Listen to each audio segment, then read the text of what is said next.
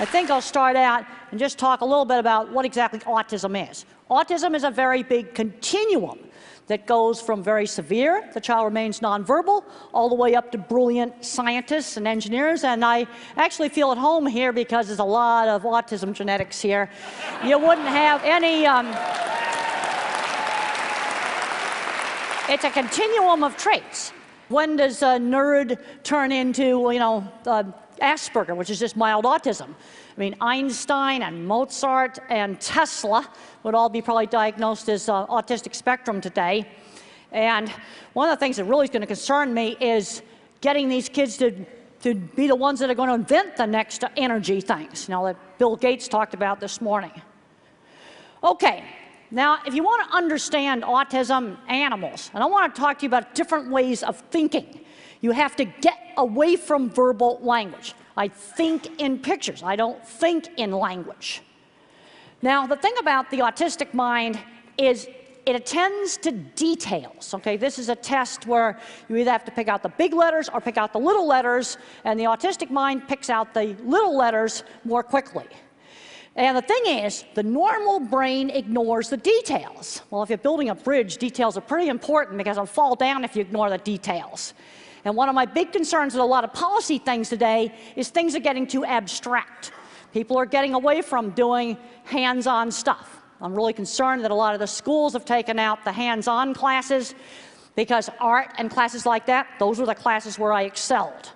Okay, in my work with cattle, I noticed a lot of little things that most people don't notice would make the cattle balk. Like, for example, this flag waving right in front of the veterinary facility.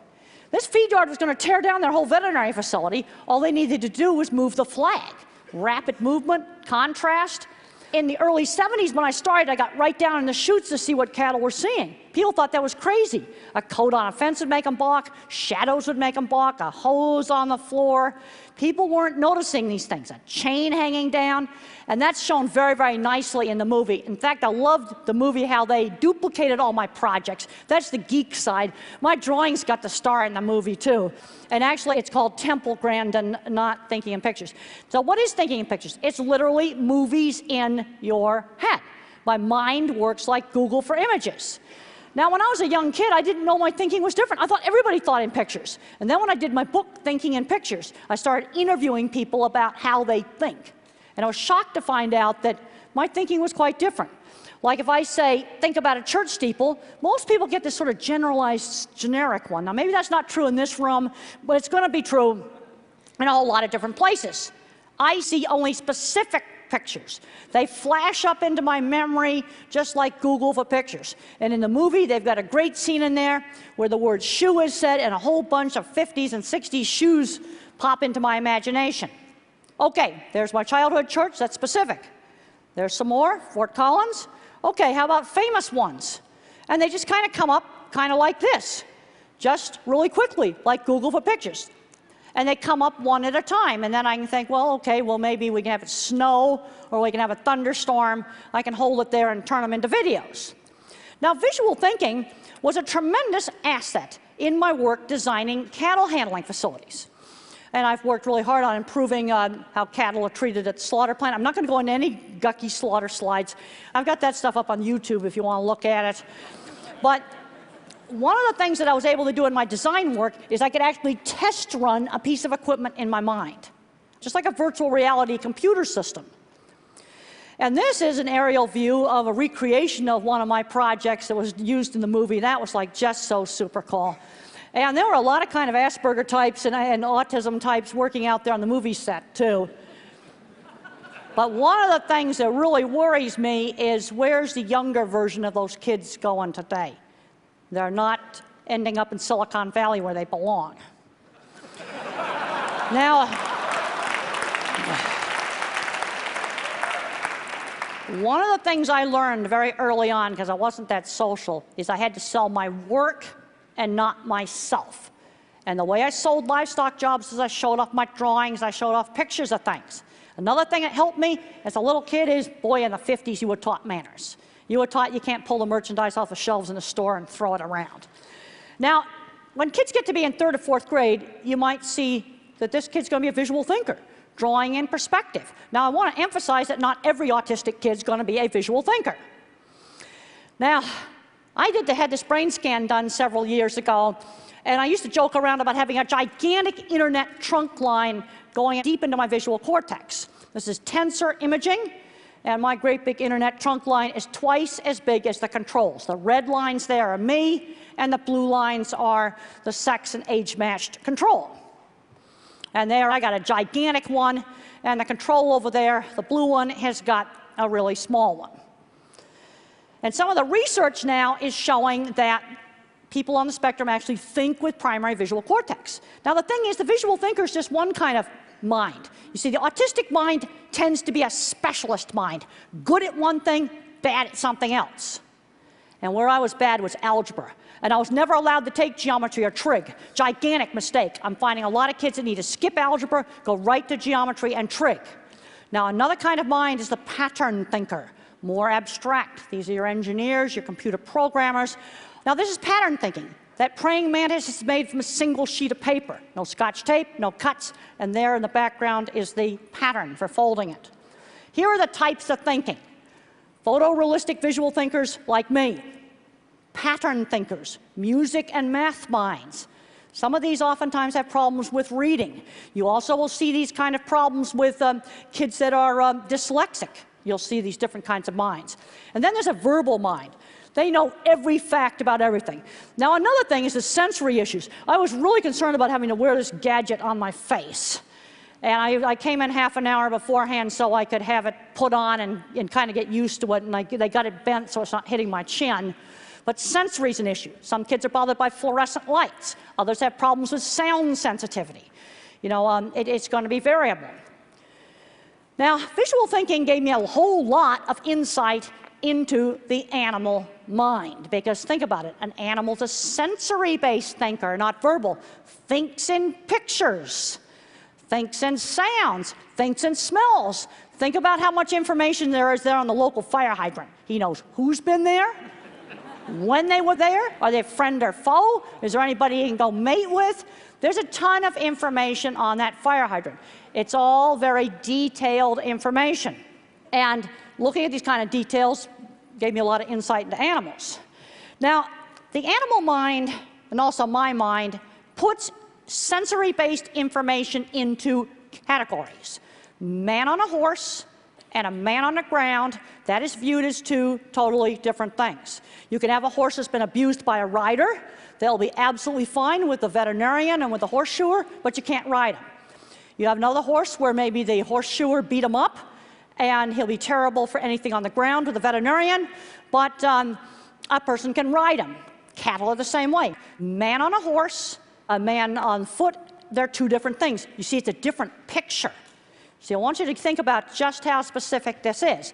Now, this ability to put information into categories, I find a lot of people are not very good at this. Like when I'm out troubleshooting with equipment or problems with something in a plant, they don't seem to be able to figure out, do I have a training people issue or do I have something wrong with the equipment? In other words, categorize equipment problem from a people problem. I find a lot of people have difficulty doing that.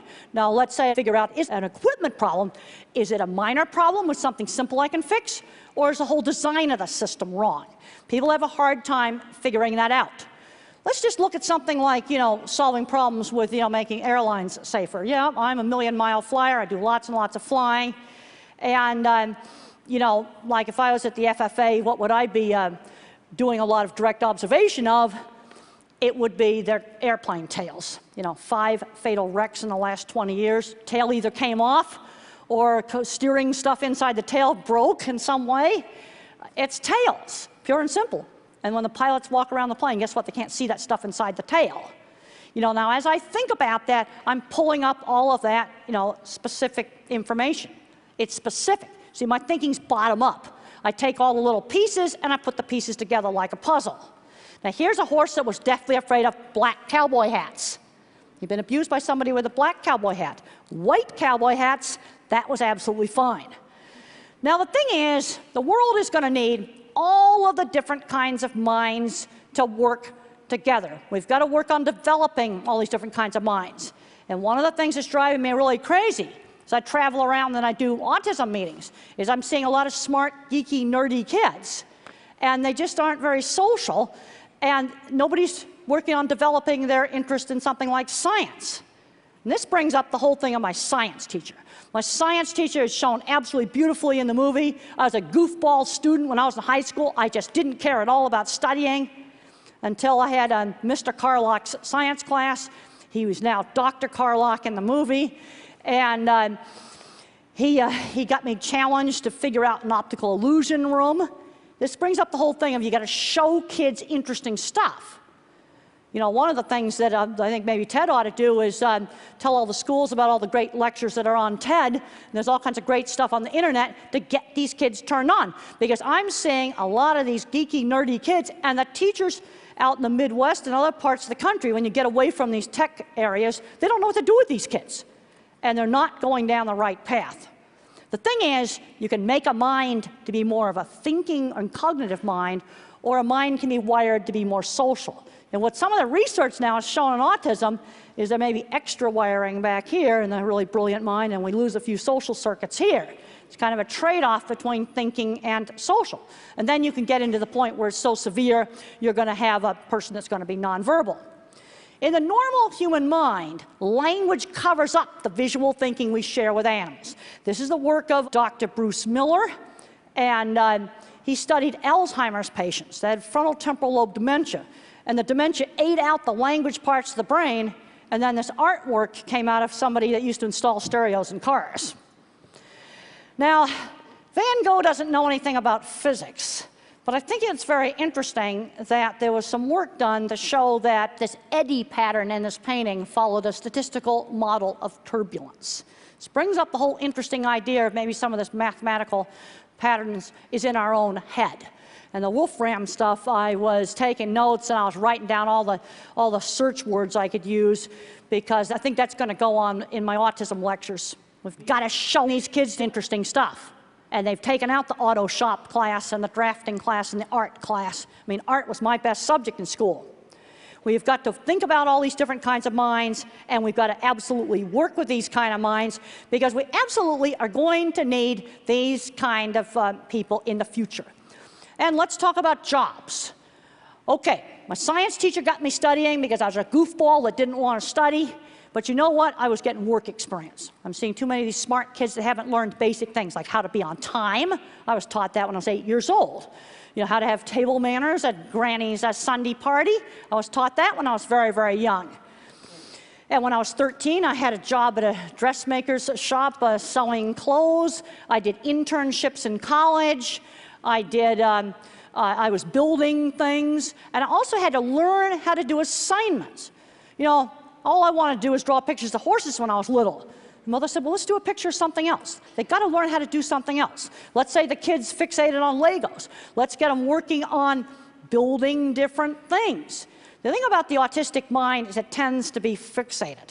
Like if the kid loves race cars, let's use race cars for math.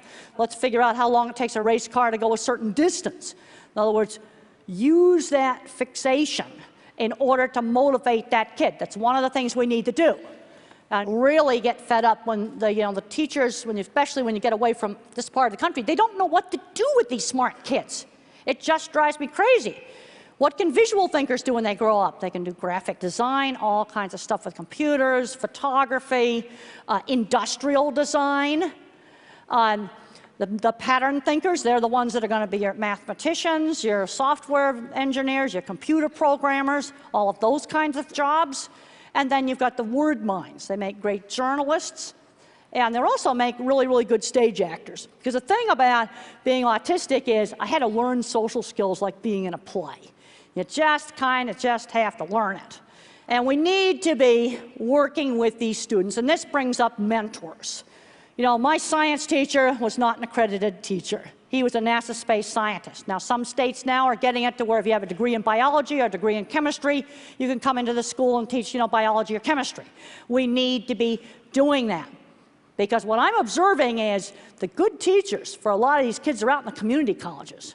But we need to be getting some of these good teachers into the high schools. Another thing that can be very, very, very successful is there's a lot of people that may have retired from, working in the software industry. And they can teach a kid. And it doesn't matter if what they teach them is old. Because what you're doing is you're lighting the spark. You're getting that kid turned on. And you get them turned on, then you'll learn all the new stuff. Mentors are just essential. I cannot emphasize enough what my science teacher did for me.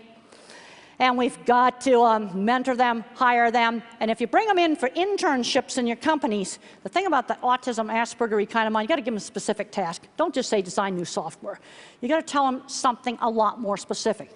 Well, we're designing software for a phone, and it has to do some specific thing, and it can only use so much memory.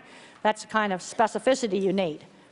Well, that's the end of my talk, and I just want to thank everybody for coming. It was great to be here.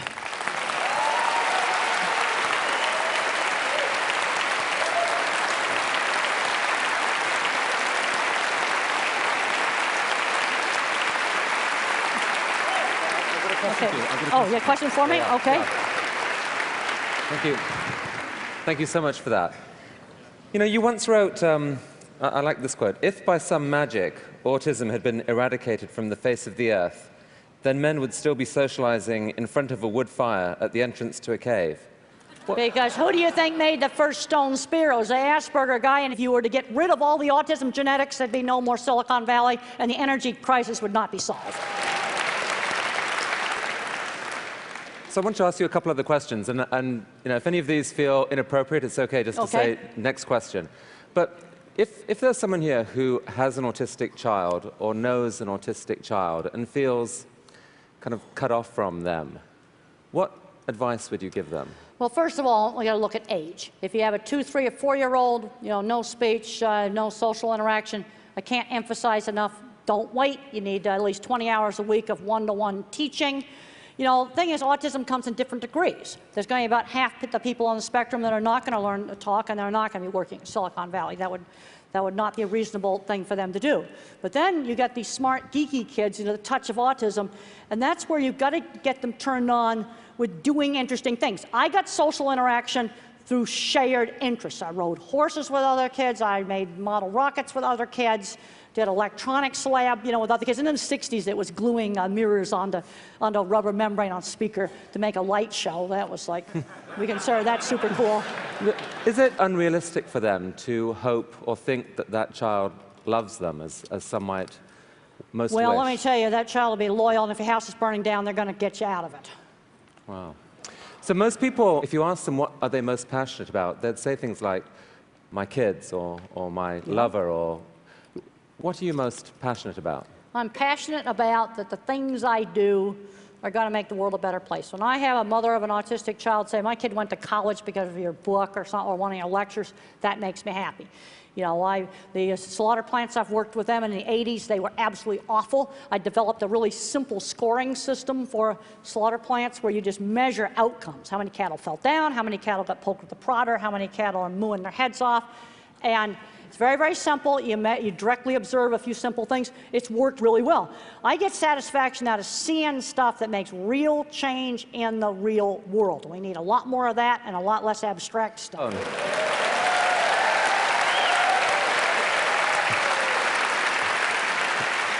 When we were talking on the phone, one of the things you said that really astonished me was, you said one thing you were passionate about was server farms. Tell me about that. Well, the reason why I got really excited and I read about that, it contains knowledge. It's libraries.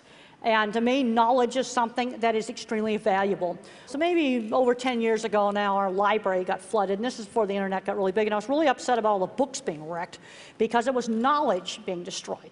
And server farms or data centers are great libraries of knowledge.